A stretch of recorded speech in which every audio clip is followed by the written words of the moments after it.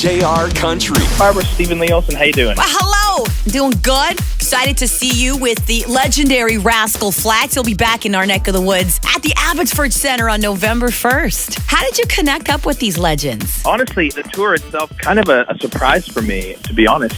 Flats have always been a huge influence in my music, and they actually recorded a song of mine off their last record, which was super cool. I thought that was awesome. And now they're taking me out on tour, and we actually have the same management, which is kind of how I believe the tour kind of came together for me. But I've known the guys for a long time. We've been writing for years now.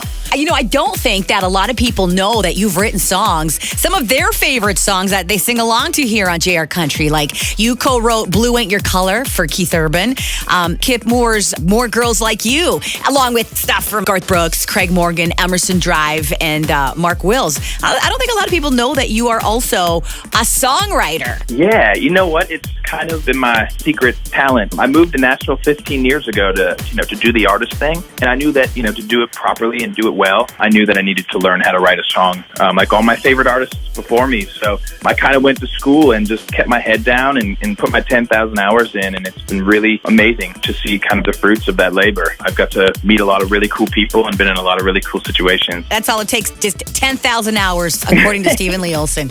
You got that? 10,000 hours. How do you know that a song is going to be a hit? That's such a good question, because I think every song I write is going to be a hit. But the truth is it's subjective, honestly. What I think is a hit might not be what you think is a hit. It all depends on how you're feeling and kind of what you're looking for in a song. But I just try and, pour myself into every song that I write and just try and literally stir up any kind of emotion that I can, whatever the song calls for. And if it makes you feel something, I think it did its job. Is there a song that you've written in the past that you thought, whatever. Let's see if someone turns it into something big. And then they do. Yeah, absolutely. There was a song that I wrote 6 years ago, I'll say. And when we wrote it, I thought it was like a really cool song. I didn't necessarily know where it would land. And sure enough, a couple years later, after sitting on a shelf, this song called Cold Like That found its way into the top-selling male artist of all time, Garth Brooks. And it was kind of the coolest, feather in my hat at the time, and maybe even still. But he ended up loving the song, recording it on the Man Against Machine album. And if that's not cool enough, he asked me to come and sing background vocals on the record. So whoa! I know. So it was really cool. I got to sit with Garth for a couple hours before we even started. He kind of coached me through what he wanted me to sound like on his record. And that was just kind of an amazing experience that I chalk up to being in Nashville and learning how to write songs. So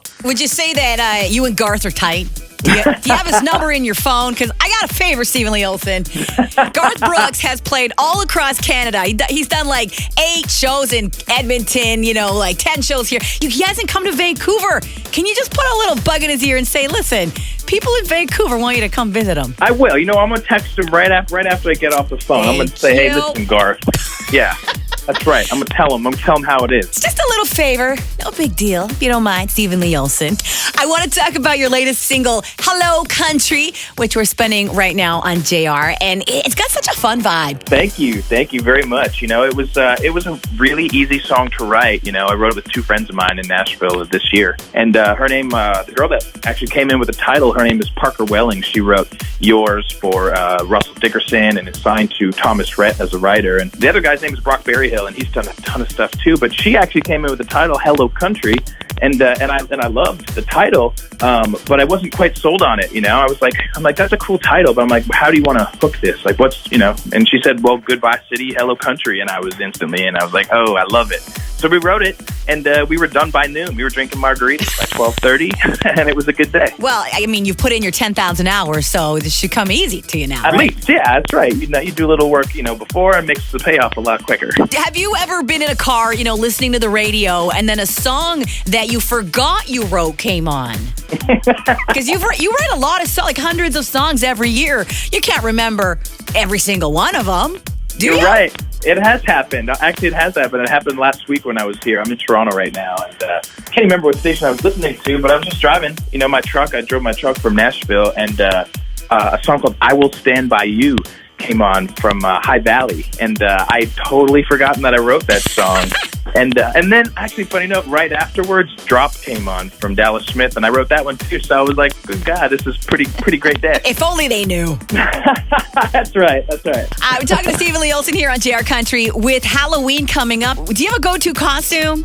You know what? I had a go-to costume, but I had to retire it last year, and it was the muscle suit. It was just easy, it fits in a bag, almost like a bed in a bag, You just put it in there and then take it out, and it just turns into this big, huge muscle thing. You step inside of that, and no one's going to question you. You're a muscle man. That usually works, but... So what happened? Why is it going away? Because people started saying things like, hey, you're not going to wear the muscle suit again, are you? Oh, predictable. Yeah, so we got to shake it up now.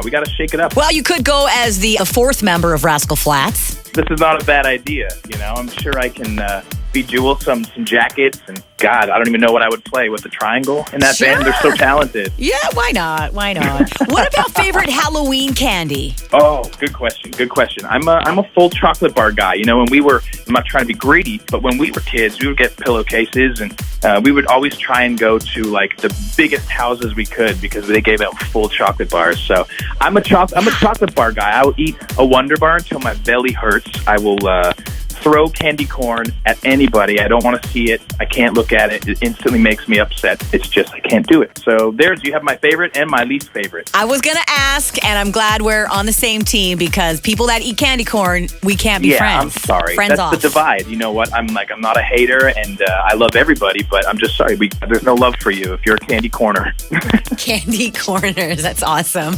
Talking to Stephen Lee Olson here on 93.7 JR Country. As we start winding things down for this year, and as we start winding things down this year, what would you say was your biggest time waster in 2019? Time waster, probably Game of Thrones. Just wasted all my time like watching it. It's like a vortex. I just can't watch one episode. I have to watch all of them. That's probably a good time waster. Other than that, that's tough. I really don't have a lot of time to waste. But if I'm wasting it, I guess I'm eating pizza or watching Netflix or something. Damn.